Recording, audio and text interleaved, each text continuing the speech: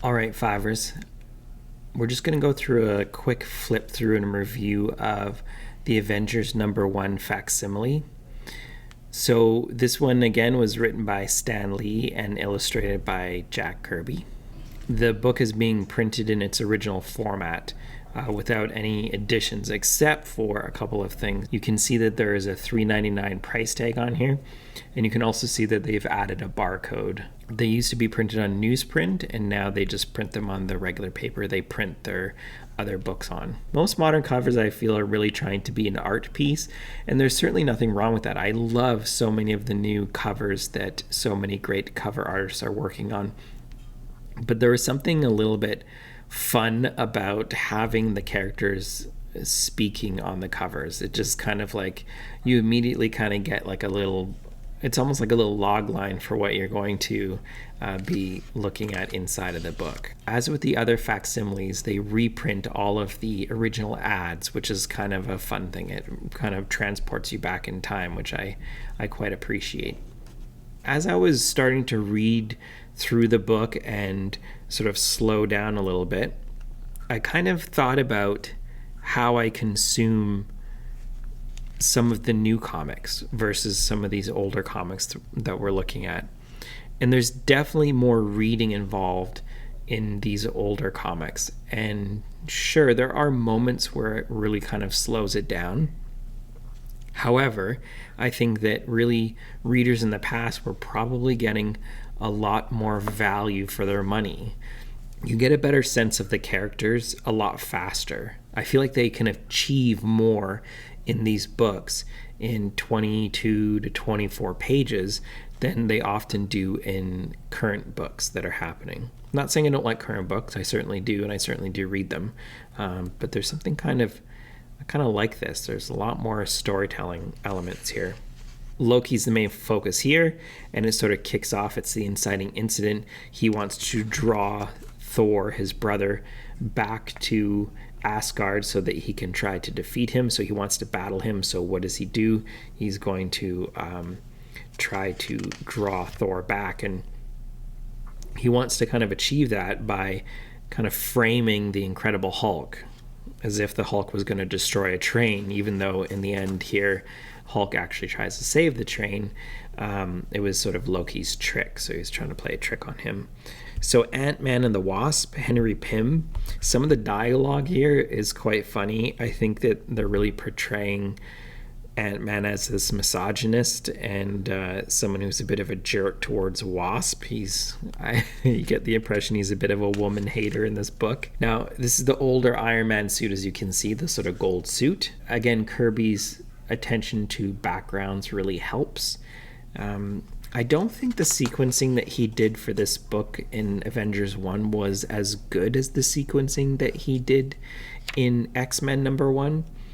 But I do appreciate a lot of the action. And of course, he's drawing a lot of different characters in this one. Here's a little bit of a strange plot point thing.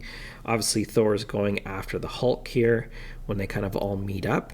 And then very quickly, Thor's going off to Asgard, which is totally...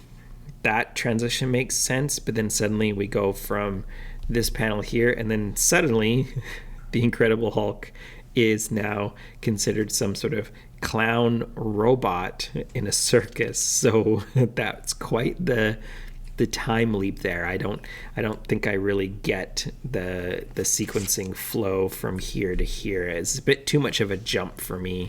I don't know if it was really, they could have done a little bit of a better job on that one. One of the things I did like about this book too in the plot is that Iron Man is interested in pitting his suit against the Hulk. He hadn't done that before, and he's interested in how his suit will hold up against the Hulk, which is kind of an interesting take on the character.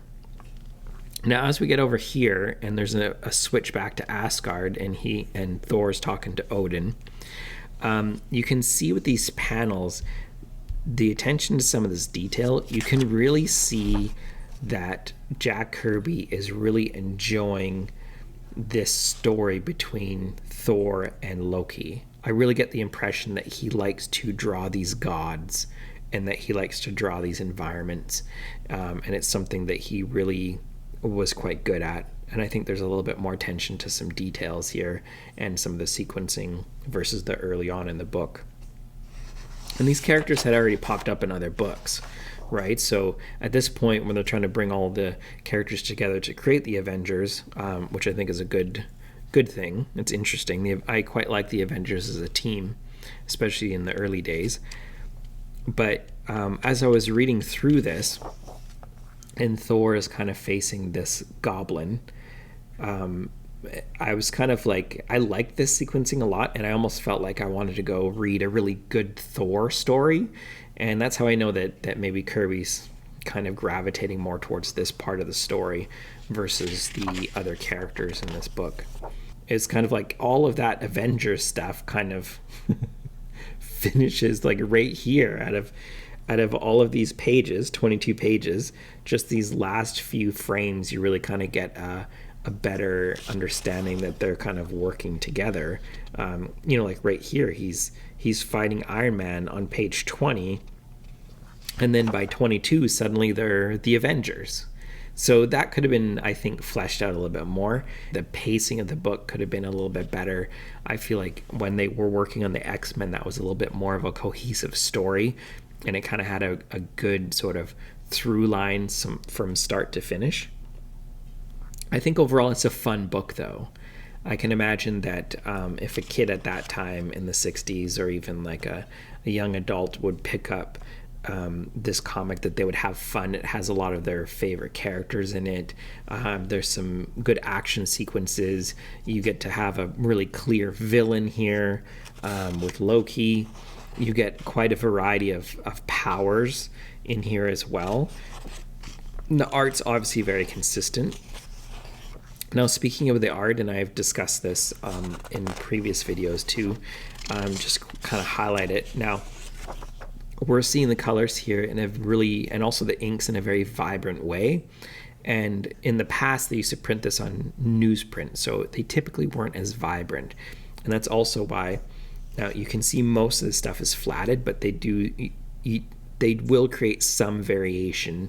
As you can see, when Thor is throwing his hammer, they're using the white of the page to their advantage. And over here in the sort of ocean that he's on, you can see they're using a couple of different tones of blue, which really helps with some of the colors. But a lot of these old comics were just flatted with a flat color. You can see this is a flat blue color, and then over here you have some yellow. There's not a lot of gradients, that sort of thing that they would use back then, and that was just had to do with the limitations of the coloring process at the time, how many different colors they could print, and if it was actually really necessary or not. I think that sometimes nowadays, like, yes, digital technology is a lot, and that's how most comics are colored now, is through digital photoshopping of the colors. But there was a sense of efficiency here with some of these older books, and I'm sure that really helped them to produce these books on time and meet their deadlines and that sort of thing. Overall, I really enjoyed the comic. I think it's worth a read, and especially in this classic style format. So what do I mean by that? Well, yes, they bundle these things up into omnibuses or graphic novels, like the beginning of the Avengers or the Fantastic Four or anything like that. And those can be really handy, but there's just something really wonderful about holding the comic as in the page combination that they actually originally wanted it in. And as I said when I was reviewing the X-Men #1, people kind of underestimate just how short these books were. This is like, there's some ads in here, but really you're looking at like 22 pages. Like, a lot was achieved in 22 pages, and I think there was more value for your money versus some of the newer books. The plot and the sequencing, this is kind of way more Kirby than it was Lee.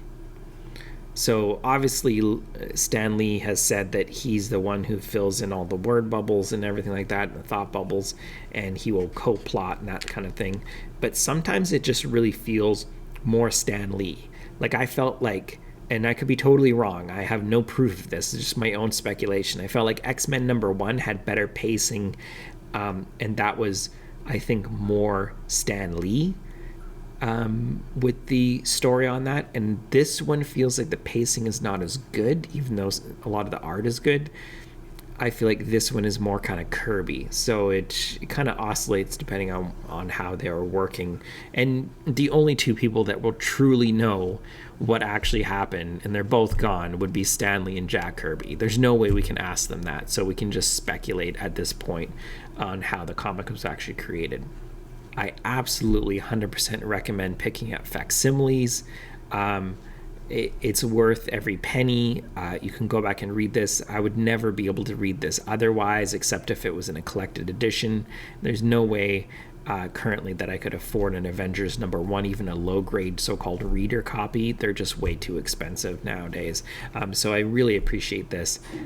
All right, so if you enjoy this kind of content and you want me to go through some more of these facsimiles, these #1s, or really important key issues, if you don't know what a key issues are essentially when important things have happened, sometimes first appearances of things, including the first appearance of, like a team like the Avengers. So you go ahead, click a like and subscribe. That really helps the channel out if you like this kind of content. And maybe in the comments below, tell me what your favorite Stanley Jack Kirby story actually was, and I'll check it out.